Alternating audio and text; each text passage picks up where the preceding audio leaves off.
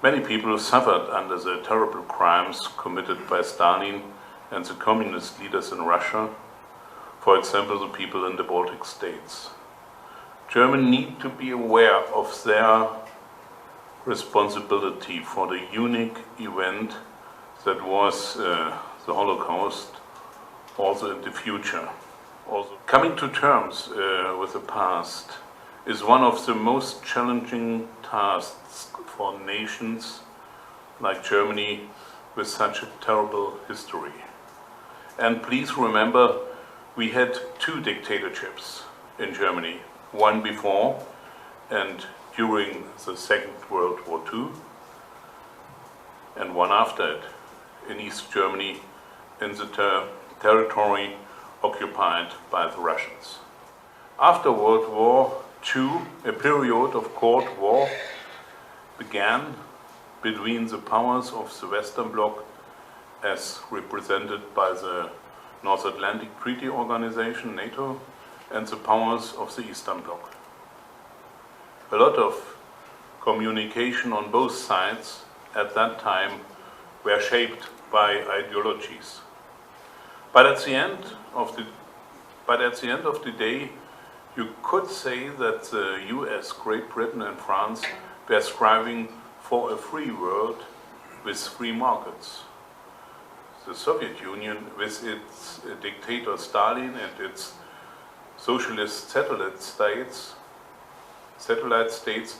was promoting a communist world system without personal freedoms or rights and with a planned economy. As I have already mentioned, if we are going to be speaking about human rights before and after the wall of the Berlin Wall, we have to be aware of this historical background.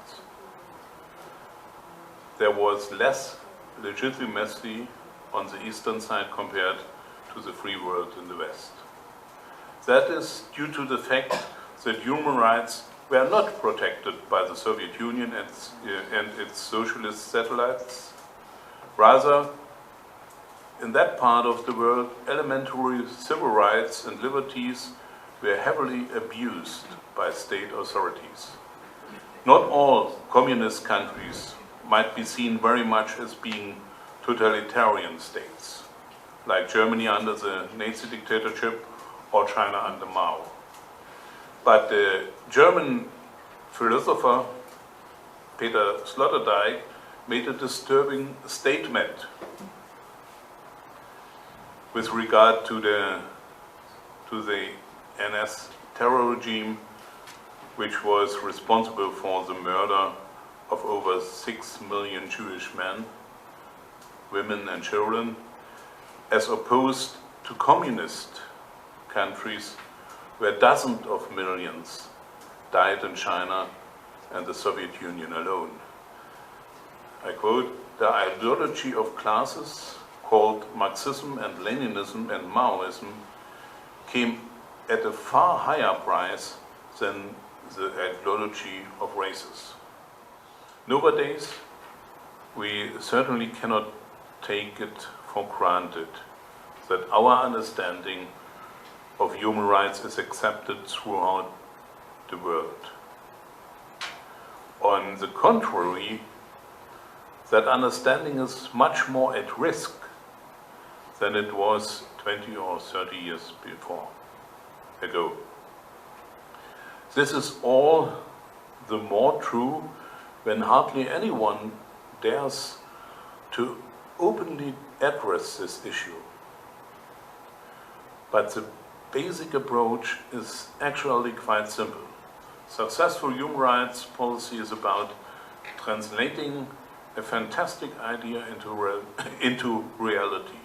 This idea applies to everyone, regardless of whether they were born in Germany or Switzerland, or in China, Zimbabwe, Cuba, or North Korea. The political art of human rights policy consists of placing the individual in the heart of all efforts, while at the same time taking into account traditions, culture and religion.